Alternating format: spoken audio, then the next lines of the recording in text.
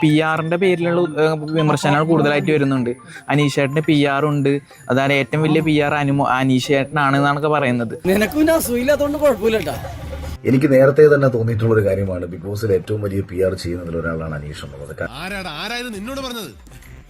ആരും പറഞ്ഞല്ല, ഞാൻ ചുമ്മാ ഊഹിച്ചതാ. കാരണം ഞാൻ ഫേസ്ബുക്കിൽ ധാരാളം റൈറ്റപ്സുകളും കാര്യങ്ങളും ഒക്കെ കണ്ടിട്ടുള്ളതെന്നും ഞാൻ മനസ്സിലാക്കുന്നിടത്തോളം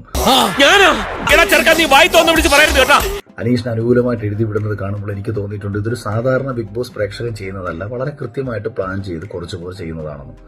ഇവൻ പറയുന്നത് വിശ്വസിക്കരുത്. ഇവൻ ഭക്ഷണം കഴിക്കാനും കള്ളം പറയാനും മാത്രമാണ് വാ തുറക്കുന്നത്. അതിന് ശരിക്കും അതിന്റെ സത്യാവസ്ഥ എന്താണ്? എനിക്ക് ഒരു തരത്തിലുള്ള PR-ഉം ഇല്ല. അങ്ങനെ വരാൻ വഴിയില്ലല്ലോ. പക്ഷെ അങ്ങനെ വന്നല്ലോ. ബിഗ് ബോസിലേക്ക് പോകുമ്പോൾ എൻ്റെ സോഷ്യൽ മീഡിയ അക്കൗണ്ടുകളൊക്കെ ഞാൻ ഒരാൾക്കും കൊടുക്കേ അങ്ങനെയൊന്നും ചെയ്തിട്ടുണ്ടായിരുന്നില്ല.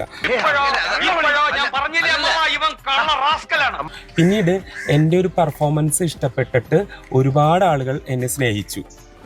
അസൂയക്കും കഷണ്ടിക്കും പണ്ടേ മരുന്നില്ലെന്ന് വിവരമുള്ളവർ പറഞ്ഞിട്ടുണ്ട്. അതൊരു നാച്ചുറൽ പ്രോസസ്സാണ്.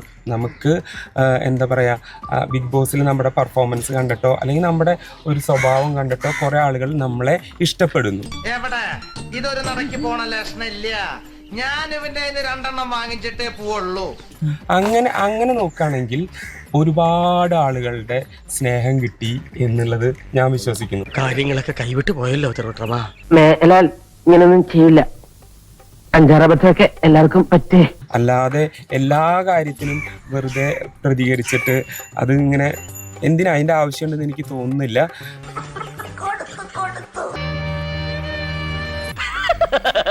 തൽക്കാലം ഇത്രയും മതി. വരട്ടെ.